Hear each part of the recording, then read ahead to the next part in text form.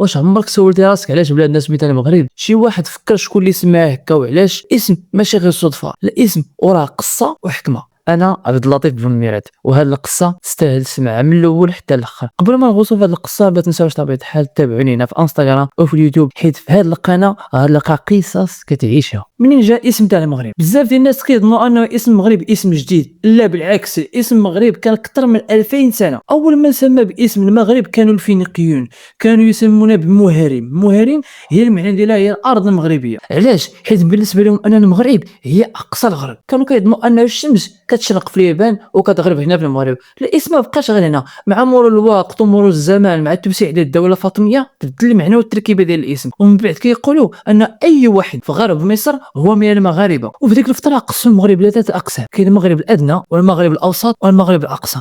بالنسبه للمغرب الادنى هو ليبيا وتونس، وبالنسبه للمغرب الاوسط هو الجزائر، وبالنسبه للمغرب الاقصى هو بلدنا الام التي هي المغرب. الاسم ديالنا كان مرتبط مع الشمس من شروقها حتى غروبها، ولكن في هذا الغروب كانت بدايه حضارتنا وتاريخنا وهويتنا. ملي كتقول انك من المغرب ماشي كتقول انه من بلاد عادي، بالعكس انت من واحد البلاد اللي كانوا الناس قديم كيعتبروا انها هي نهايه العالم، غير حنا بدينا من تماك. ولا كنتي باغي تغوص معايا اكثر في القصص بحال هذه، خلي لك متابعه وخلي لك لايك وبارطاجي القصه مع الناس اللي كيفهموا في الاصل المغربي. نشوفكم في الفيديو الجاي، السلام عليكم.